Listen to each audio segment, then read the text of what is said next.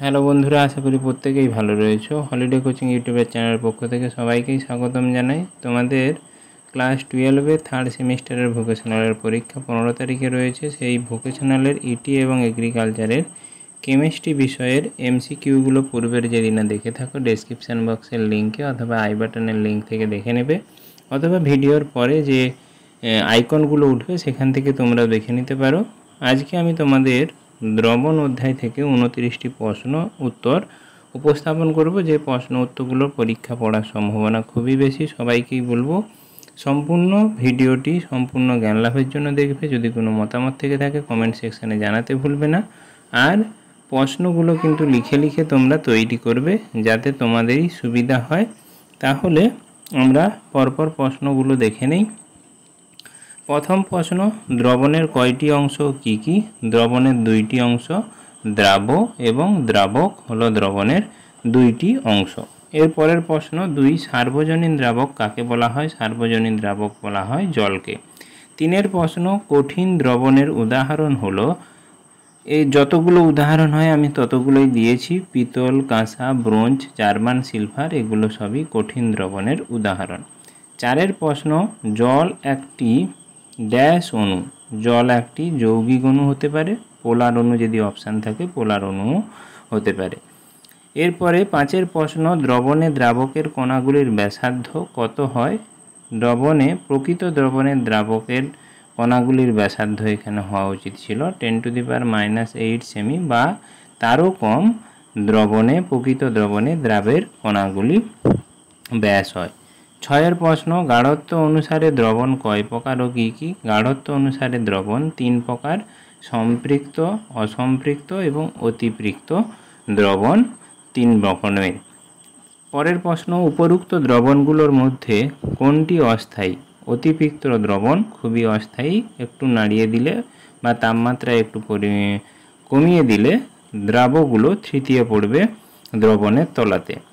পরের প্রশ্ন, নির্দিষ্ট উষ্ণতায় কোনো দ্রবণে সম্পৃক্ত অবস্থার থেকে বেশি দ্রবীভূত থাকলে সেই দ্রবণকে কি বলে? সেই দ্রবণকে অতিপৃক্ত দ্রবণ বলে।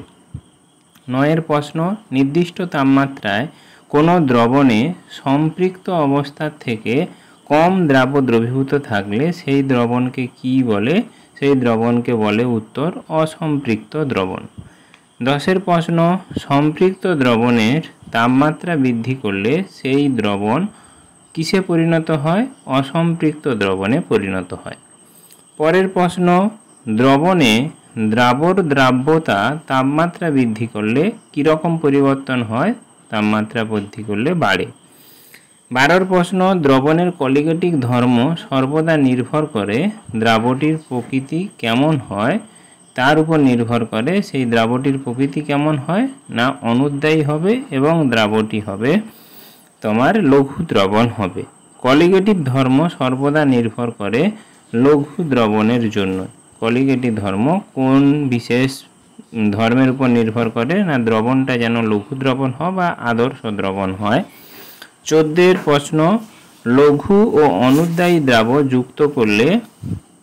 যুক্ত দ্রবণের প্রধান ধর্মগুলি বা কলিগেটিক ধর্ম কয় প্রকার ও কী কী? কলিগেটিক ধর্ম 4 প্রকার। 1, দ্রাবকের বাষ্পচাপের হ্রাসপ্রাপ্তি বা অবনমন। 2, দ্রবণের অসমোটিক চাপ। 3, রয়েছে তোমাদের দ্রাবকের স্ফুটনাঙ্ক বৃদ্ধি ও দ্রাবকের হিমাঙ্কের হ্রাসপ্রাপ্তি। পরের প্রশ্ন, রাউল্টের সূত্র অনুযায়ী বাষ্পচাপের আপেক্ষিক অবনমন দ্রবণের মধ্যে অবস্থিত কিসের উপর নির্ভর করে? রাউল্টের সূত্র অনুযায়ী বাষ্পচাপের আপেক্ষিক অবনমন দ্রবণের মধ্যে অবস্থিত কিসের উপর নির্ভর করে বা দ্রবণের মধ্যে উপস্থিত কোন জিনিসের উপর নির্ভর করে? সেটা হলো দ্রাবের মোল ভগ্নাংশের উপর নির্ভর করে। 16 প্রশ্ন, আদর্শ দ্রবণ প্রস্তুতির সময় দ্রাবক ও দ্রাব মিশ্রিত করলে কি পরিবর্তন হয় না আদর্শ দ্রবণ প্রস্তুতির সময় আয়তন বা তাপের কোনো পরিবর্তন হয় না। এটা হলো উত্তর। তোমাদের কিন্তু এমসিকিউ প্রশ্নগুলোর 4টি অপশান থাকবে। আমি কেবলমাত্র তোমাদের উত্তরগুলো সামনে উপস্থাপন করছি, যাতে তোমাদের ওই অপশান থেকে মধ্যে থেকে যদি এই উত্তরগুলো থেকে থাকে তোমাদের, তাহলে প্রশ্নগুলো উত্তর খুঁজতে সুবিধা হবে এবং উত্তর করতেই সুবিধা হবে। এই সুবিধার্থে আমি তোমাদের কিন্তু এমসিকিউ প্রশ্নগুলোর অপশান আর না দিয়ে কেবলমাত্র উত্তরগুলো সামনে উপস্থাপন করছি। 17 প্রশ্ন, কোনটি আদর্শ দ্রবণের উদাহরণ? আদর্শ দ্রবণের যে কটি উদাহরণ তোমাদের বইয়ে রয়েছে সে কটি উদাহরণ আমি দিয়েছি, সেগুলো হচ্ছে বেঞ্জিন ও টলুইন, ইথেন ও কার্বন টেট্রাক্লোরাইড, ইথাইল ব্রোমাইড ও ইথাইল আয়োডাইড। এই দ্রবণগুলো আদর্শ দ্রবণ হিসাবে কাজ করে। এছাড়াও আরও অনেক দ্রবণ রয়েছে, তোমাদের উদাহরণে যেগুলো রয়েছে সেইগুলোই কেবল তুলে ধরলাম। এরপরে 18 প্রশ্ন, দ্রাবের মূল ভগ্নাংশ কোন রাশিমালাটি ঠিক? অর্থাৎ দ্রাবের মূল ভগ্নাংশের রাশিমালাগুলির মধ্যে থেকে কোনটি ঠিক? x2 সমান n2/n1 + n2, অথবা দ্রাবের মূল ভগ্নাংশ সমান দ্রাবের মূল সংখ্যা ডিভাইডেড বাই দ্রাবের মূল সংখ্যা যুক্ত দ্রাবকের মূল সংখ্যা। এই দ্রাবের মূল সংখ্যাকে এই দুটো সংখ্যার যোগফল দ্বারা ভাগ করলে যে সংখ্যাটা পাওয়া যায় সেটাই হলো দ্রাবের মূল ভগ্নাংশ। 19 প্রশ্ন, একটি অর্ধভেদ্য পর্দার উদাহরণ হলো সেলফোন পেপার, পার্চমেন্ট পেপার, ডিমের খোসা, কপার সিলিকেট পেপার। এই সবকটি হলো অর্ধভেদ্য পর্দার উদাহরণ। 11 প্রশ্ন, অসমোসিস পদ্ধতিতে অর্ধভেদ্য পর্দার মধ্য দিয়ে কারা চলাচল করতে পারে? উত্তর হলো দ্রাবকরা চলাচল করতে পারে। 21 প্রশ্ন, অর্ধভেদ্য পর্দা দিয়ে কারা চলাচল করতে পারে না? অর্ধভেদ্য পর্দা দিয়ে দ্রবণের মধ্যে যদি দ্রাবরা চলাচল করতে পারে না, এখানে কিন্তু অর্ধভেদ্য পর্দার মধ্য দিয়ে দ্রবণের কথাটা যুক্ত করলে ভালো হয়। দ্রবণে অর্ধভেদ্য পর্দা দিয়ে কারা চলাচল করতে পারে না? সেটা হলো দ্রাব চলাচল করতে পারে না। 23 প্রশ্ন, অসমোটিক চাপের উপর ভ্যান টপের সূত্রটি কি?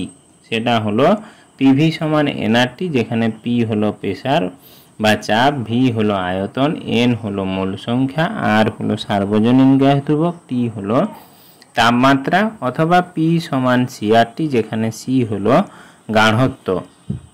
24 প্রশ্ন, তাপমাত্রা স্থির থাকলে দ্রবণের অসমোটিক চাপ কার উপর নির্ভর করে?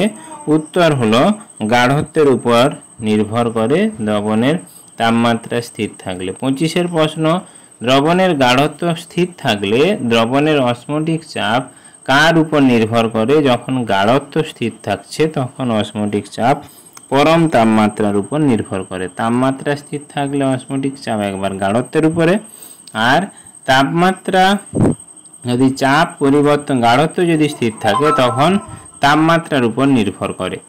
পরের প্রশ্ন 26, দ্রাবের আণবিক ওজনের সাথে মোলাল স্ফুটনাঙ্কর বৃদ্ধির রাশিমালাটি লেখো, বা রাশিমালাটি কোনটি? সেটা হলো ক্যাপিটাল এম সমান 1000 গুণিতক K L into small W divided by del T L into capital W, যেখানে ক্যাপিটাল এন আণবিক ওজন দ্রাবের বা দ্রাবের আণবিক ওজন, কে এল হলো মোলাল স্ফুটনাঙ্ক বৃদ্ধি, ডেল্টা টি এল স্ফুটনাঙ্ক বৃদ্ধি, ডাব্লু দ্রাবের ওজন, ক্যাপিটাল ডাব্লু দ্রাবকের ওজন।